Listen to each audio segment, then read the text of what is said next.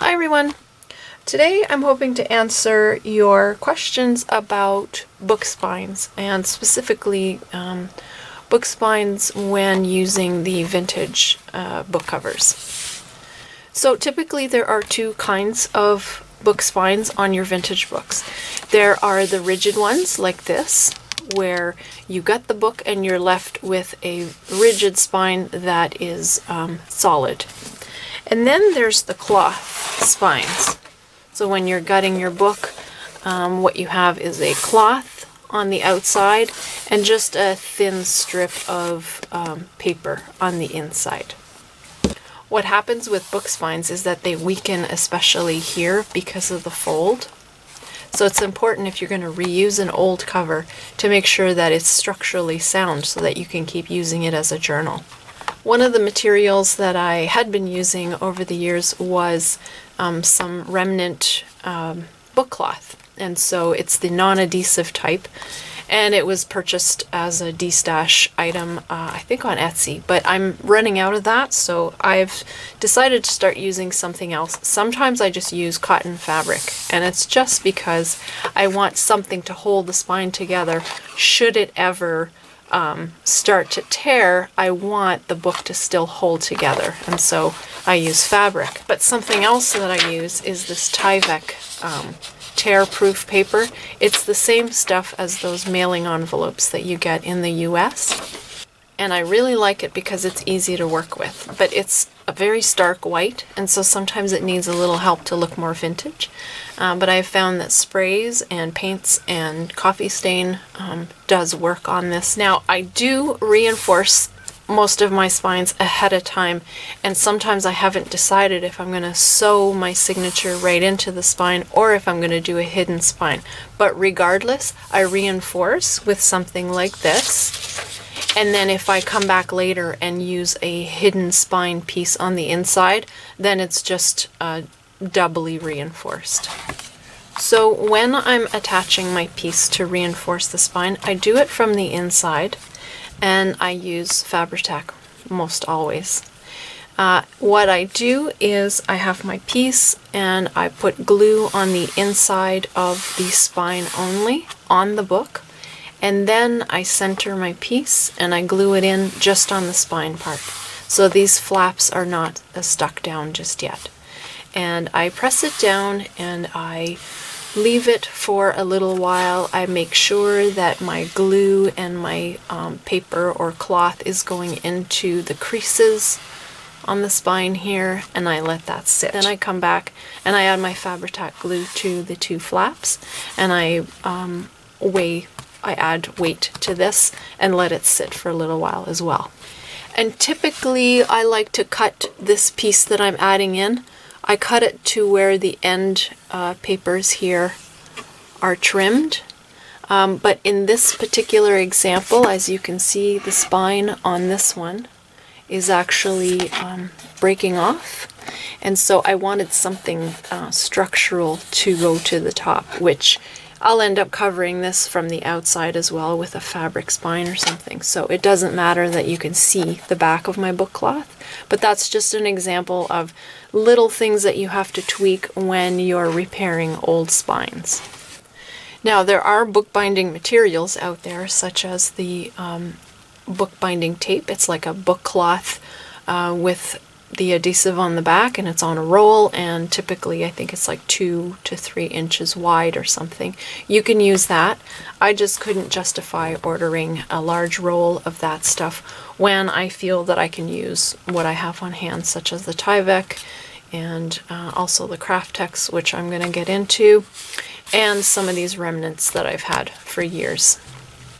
Okay, so now that we've talked about reinforcing your spine, whether it's a rigid one or a cloth one, I want to talk about some of the different things that I do when I'm doing the hidden spine. So the most frequently asked question when I mention the Craftex in my videos is there an alternative to this product because I can't afford to buy more supplies?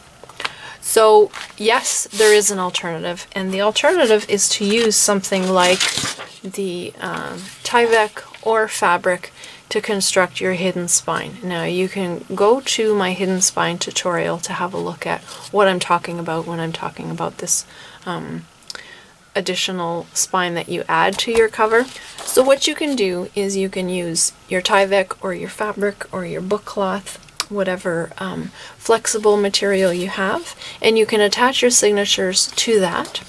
But what I would recommend, especially in a cloth book spine like this, okay, is to add maybe a piece of chipboard to this first, and then attach your book block inside. Because if you don't, if you just use your Tyvek or fabric and then you attach your book block in there, you will have this little collapsing that's going to happen here.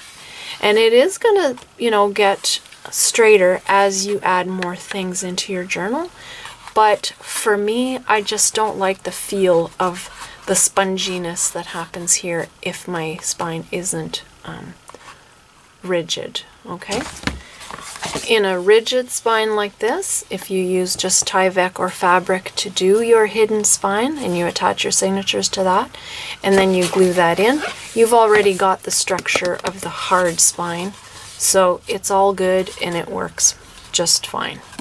So to come back to the Craftex and why I like it so much is that it's got the flexibility of fabric, but it's also rigid. When I attach my signatures into this and add it inside my spine, it maintains the shape of the original spine. It maintains the height of it, and it maintains the curve because it just follows the curve on the inside.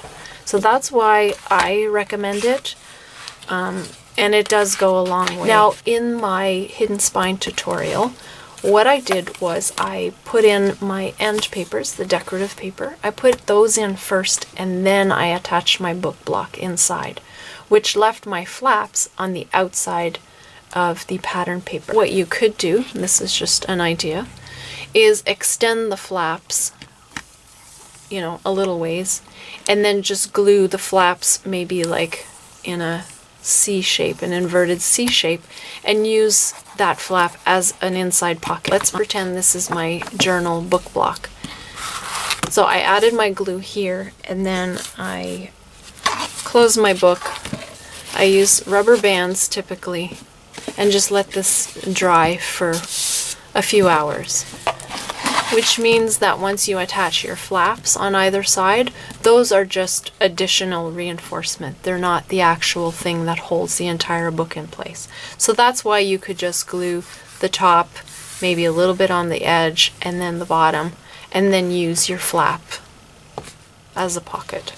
Other times what I do is I attach the book block in first, and then I add my decorative end paper. I didn't actually glue the book block to the spine on the inside. It's the two flaps that are holding the book block into the journal. Most of the time I put one flap in, I glue it in, and I weigh this down with books, and I wait about 20 minutes.